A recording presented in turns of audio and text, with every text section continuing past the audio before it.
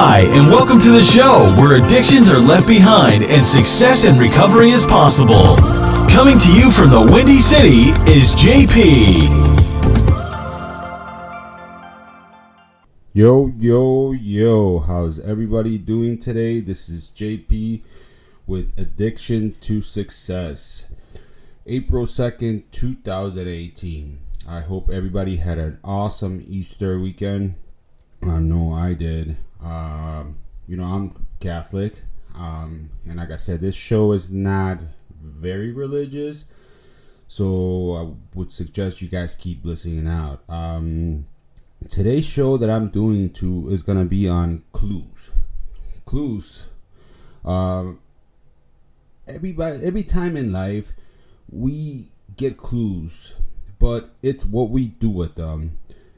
I was at church this past Sunday when our priest said something about how God gives us clues and how basically he is giving us signs, but what are we doing with those signs? And again, before I was in a 12-step program and I got sober, religion was in my family, but I didn't really follow it. It was just mostly like because of my parents did. And not even my parents are that religious. So, whatever. Now that I'm basically, attending church every Sunday, I'm there. I try to volunteer. I try to do as much as I can. I'm trying to get my kids involved into this. But the funny thing is, you can't guide someone if you're not doing the same thing. You can't be a good role model. I can't sit here and throw this podcast out here and you see me on the street and I'm getting totally tanked for St. Patty's weekend and things like that. So, all right, clues. Well, where did it all start? When I got sober, or even before I got sober, I started with drink here.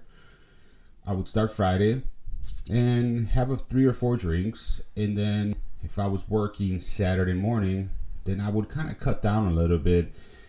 And then I noticed that Saturday, got out of work around maybe noon, 1 o'clock in the afternoon, and then I would slowly start. I would get 1 beer here, I would grab another one, then I would grab another one, and then at the point where my wife said, you know what, we're just going to chill at home, or we're going to a restaurant bar, and it was like a free-for-all. At that point, I knew that I can go all out and basically just drink. So, like I said before, that kept going on for a while. A lot of the clues that I was getting was I was starting to become immune to beer. Started with your typical Busch, Miller Lite, Corona, the light beers. And then it progressed over to vodka, tequila, and then I knew that I could knock out a bottle maybe of tequila, and it was no problem. That's how I basically hit my rock bottom. If you listen back to the first episode, but the clues were there. I was just dumb enough not to see them, or not even dumb enough, I just didn't want to see them, but they were all there.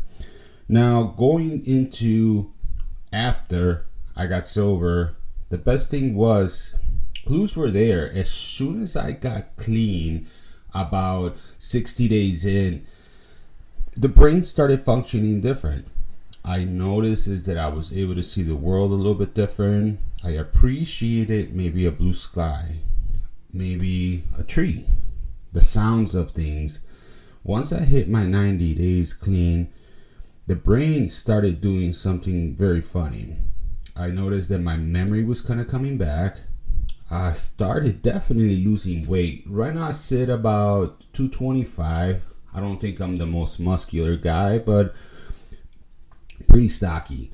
I used to work out a lot, so I kind of kept some of the size still. So that's where I'm at now.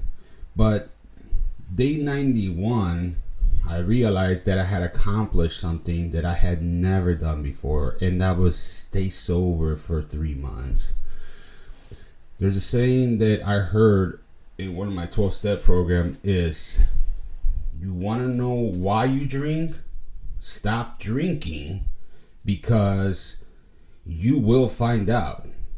You get irritated, you get upset, and that's usually what draws us to the drinking part. But again, I'm going to go to the positive side. Once I got on my 91 day, I started realizing that my mom was working. I was doing so much better in things. Everything was great. I was starting to read better. I was starting to read these motivational books. I started inspiring myself with things. And then about 4 or 5 months in, boom, I get fired. I told you guys before, I was working for probably the second biggest limo party bus, charter bus company in the city of Chicago as their safety manager. Boom, I get fired. I get fired on a Sunday on my day off, or suspended. And that was an eye-opener. When you think you're doing everything right, and all of a sudden, bam, there's a low blow, you are in shock because you think you deserve that positive thing because I've been doing so good. Guys, life is always going to happen. We have to be ready for it. And that's one thing that I have learned with my sobriety is things are going to happen. I would say another word, but I'm trying to keep this to try to reach to the teens and stuff like that. But life is always going to happen. Bad things are going to happen. People are going to die. There's going to be car accidents. Unfortunately, there's going to be shootings. There's going to be everything, especially in the city that I live in, Chicago. I don't think we're that violent as people makes us to be in Chicago. But, I mean, I grew up on the south side of Chicago. This little neighborhood called Back of the Yards. It's not the nicest. It's actually considered a pretty rough neighborhood. But I made it through the guidance of my parents. Not the best guidance, but I made it. And again, going back to once I got suspended and everything, life is going to happen.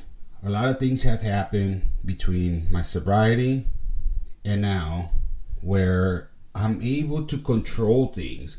The clues that God tells me, hey, don't do this, or just the instinct. Let's call it instinct for non-religious people. It's there. Your mind reacts different. Your body reacts different.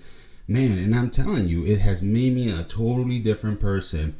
But one of the biggest goals that I do in the morning, about 5 minutes after I wake up, I feed myself with positive things.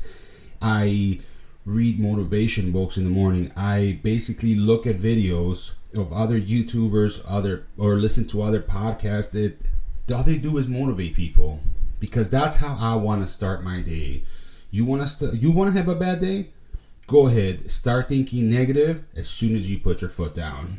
There's always going to be worries about money. There's always going to be worries about love. Is he cheating on me? Is he not cheating on me? Is she cheating on me? Is she not? I'm broke. But for some reason, when we are so desperate, we always have a mean to way things going. Guys, like I said, clues are always going to be there. What I can tell you from my experiences, as soon as I was sober, life or my clues were there. But then I'm starting to realize is that it was me being an idiot and looking or seeing the clues, but I was not in a good state of mind. I always tell people these 12-step programs, to me, it's more about mentality change than the actual problem with alcohol, with cocaine, what's out there, ecstasy, anything that has to do with prescription drugs. It's the mentality. And also, look around you. Pick 5 friends that you hang out with and tell me what they're doing, what their goals are, and where they're going. That would be a big clue to where you're going. Funny thing, I know a family member, very successful. They have money, they have the house, they have everything going for themselves. And I asked them, hey, What are you missing in your life? Well, I can't hold a relationship. People suck. People are not good.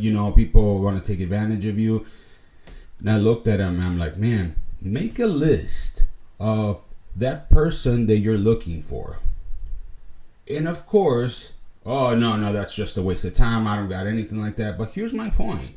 If he would have done that, he made a list of this couple or this partner that he is looking for, he would have figured out is that you are the selfish one. We always want things to go our way. We want to use our time as best as we can, but we never take anybody else's time into consideration or other people's feelings. So again, clues are there. What happened today? Today I had a big day planned. I have to run around town. I have to pick up my kid from somebody from the babysitter, and I have to do like 4 or 5 tasks. So what did I do the night before? Right after going to sleep, meditate, positive, go to sleep. Then after that, wake up in the morning, do my meditation again, plan my day out, make that little checklist, because I know that by noon I at least have things check mark what I need to complete or what I have completed, and that's gonna motivate your mind. Again, guys, I hope you guys had a great Easter. Thank you so much. Please subscribe, give me ratings. Anything goes. I basically, live off this. Also through a website, not a website, but a Facebook page, Addiction to Success Coaching.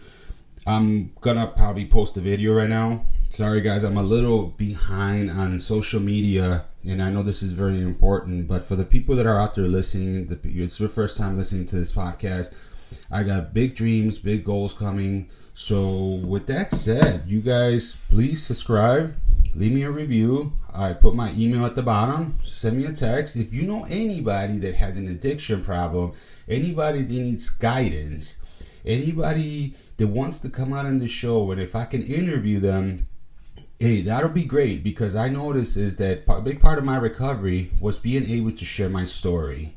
With that said, April the 2nd, 2018. Guys, I love you guys, and I wish you guys an awesome day, and I will talk to you guys tomorrow. Bye-bye. Peace.